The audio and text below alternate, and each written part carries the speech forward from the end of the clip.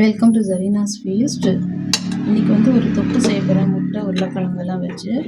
இப்போ வந்து ஃபஸ்ட்டு இந்த முட்டையை நல்லா வேக வச்சுருக்கேன். சும்மா சின்ன உருளைக்கிழங்கு ஒன்று தான் சேர்த்துருக்கேன். வேணும்னா 2 கூட நம்ம சேர்த்துக்கலாம். இது வந்து நல்லா வேகட்டும். அது வரைக்கும் நான் வந்து இப்போ பாருங்கள், இந்த வெங்காயம் வந்து கட் பண்ணியிருக்கேன், ஒரு பச்சை மிளகாய் கட் பண்ணி வச்சுருக்கேன், ஒரு தக்காளி கட் பண்ணி வச்சுருக்கேன், இஞ்சி பூண்டு என்கிட்ட அரைச்சது இருக்குது, அதை நான் சேர்த்துட்டேன். ஒரு சின்ன பட்டை பீஸு, அப்புறம் 2 லவங்கம், ஒரு ஏலக்காய், இதையும் வச்சுக்கலாம் ரெடியாக. பிரிஞ்சி இலை அது 2 எடுத்து வச்சுருக்கேன். உருளைக்கிழங்கு நல்லா வெந்துருச்சு, முட்டையும் வெந்துருச்சு. ஸோ இப்போ வந்து நம்ம ஸ்டவ் ஆஃப் பண்ணிக்கலாம். ஸ்டவ் ஆஃப் பண்ணிவிட்டு இதை நல்லா இந்த முட்டையோட தோல்லாம் உரித்து வச்சுக்கலாம்.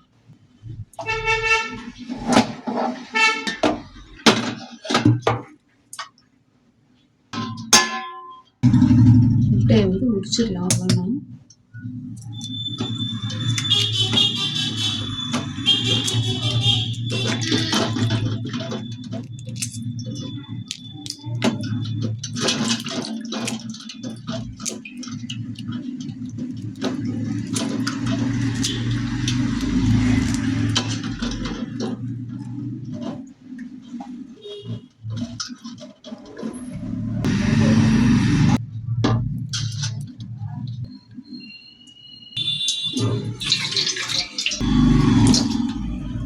இந்த உருளைக்கிழங்கையும் நல்லா கழுவி வச்சுக்கலாம்.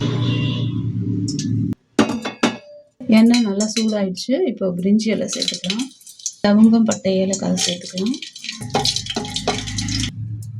பச்சை மிளகாய் ஒரு சின்னதாக போட்டிருக்கேன், அப்புறம் வெங்காயம், இது 2ஐயும் சேர்த்துக்கலாம். வெங்காயம் நல்லா வறுத்துச்சு. இப்போ இந்த பிரிஞ்சி இலையை மட்டும் எடுத்துடலாம் வெளியே. இஞ்சி பூண்டு பேஸ்ட் சேர்த்துக்கலாம், தக்காளி சேர்த்துக்கலாம், உப்பு சேர்த்துக்கலாம். உப்பு போட்டு சேர்த்துனா கொஞ்சம் நல்லா தக்காளி சீக்கிரமாக வதக்கிடும்.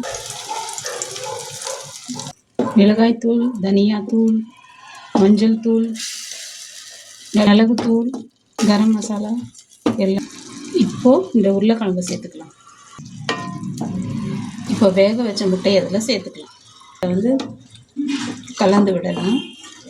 இந்த மசாலாலாம் இந்த உருளைக்கிழங்குல இருக்கிற மசாலா இதெல்லாம் வந்து உருளைக்கிழங்கு, முட்டை, நல்ல மசாலா இதில் நல்ல இருக்கும், ரொம்ப டேஸ்டியாக இருக்கும்.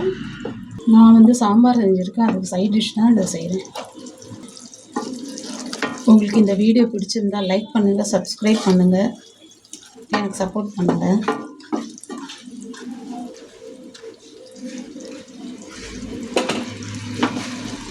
கொஞ்சம் கொத்தமல்லி. இப்போ எல்லாமே நல்லா இதுவாகிடுச்சு, மசாலா ஸ்மெல்லும் கம்மியாயிடுச்சு. இப்போ கொத்தமல்லியை வந்து சேர்த்துக்கலாம்.